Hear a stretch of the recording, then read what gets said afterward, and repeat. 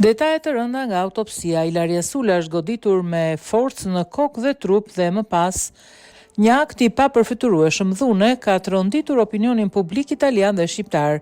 Ilaria Sula, një studente 24 vjeçare shqiptare me ëndra të mëdha për të ardhmen, është vrarë brutalisht nga ish-partneri i saj, Mark Samson, në atë ditë që duket të jetë një akt hakmarrje, xhelozie dhe mizorie, sipas rezultateve paraprake të autopsisë të zbuluara nga autoritetet italiane. Ilaria fillimisht është goditur me forcë në kokë ose në pjesën e sipërme të trupit, në një mënyrë që ka shkaktuar humbjen e vetdijes.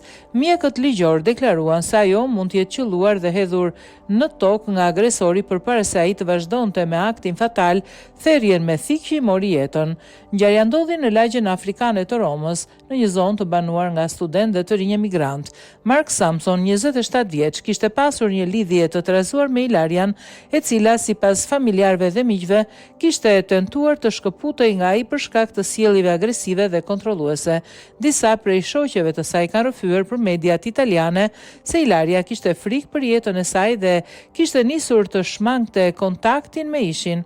Në ditën fatale, Mark Samson e kishte ndjekur Ilarian deri tek banesa e saj. Sipas hetimeve, ai ishte futur me forcë në ambientet ku ajo qëndronte. Pas një përleqje të shkurtër në të cilën Ilaria kishte tentuar të mbrohej, ajo u godit brutalisht, çka e bëri të pafuqishme për të mbrojtur më tej. Pas kësaj, autori e ka qelluar disa herë me thikë në mënyrë fatale.